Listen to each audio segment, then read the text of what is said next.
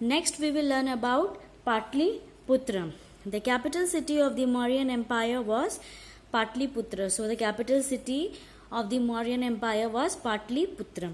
The administration of this city served as a model for city administration. So whatever the rules and regulation which were implemented in the Patliputra, same rules and regulation were also applied in other cities during the Mauryan Empire. There were 6 committees, each consisting of 5 members. So there were total 6 committees and each committee consisting of 5 members each. Each committee was in charge of a particular department. So each committee was given a charge related to a particular department. That means each committee will look after a particular issue.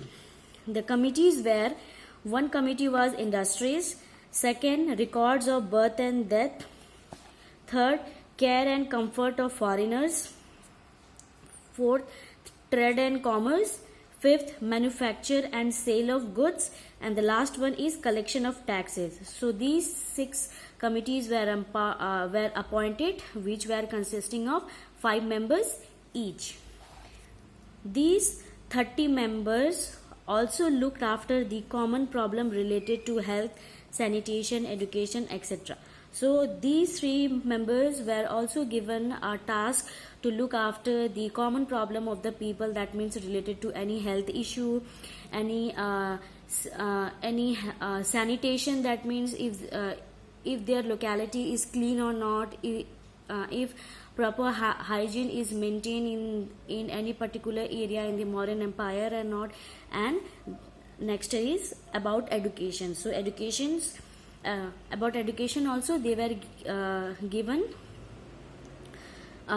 Their problems were looked after by these 30 members. The king had an elaborate spy system which kept him informed about his viceroy and officials, as well as what was going on inside and outside of his kingdom.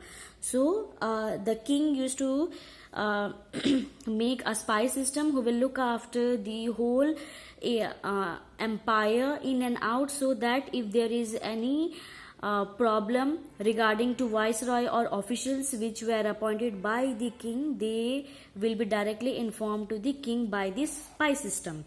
The Mauryan kings had a large, well-equipped standing army. So they have a very large, well-equipments. They had a huge amount of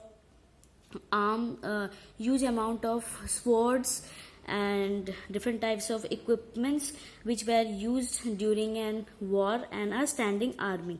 The army included infantry, cavalry, elephant, chariots and navy.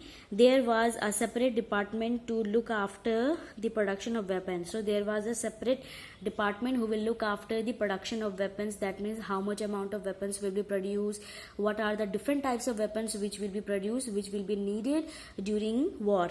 The army was always kept in a high state of readiness even during Ashoka's reign. So the army was always kept in a high state of readiness. That means war can occur anytime. So they were always ready with their equipments, with their elephants, their horses, so that if any enemy who revolt against them, they can fight anytime. Patliputra was a magnificent walled city with numerous gates and watchtowers. So the Patliputra was a magnificent walled city with many gates and watchtowers who will look after the whole empire. It was well connected to various parts of the empire. So Patliputra was also well connected to various parts of the empire during the Mauryan period. The king lived in a grand stone palace. So the king used to live in a grand stone palace which was surrounded by many guards who will look after the palace.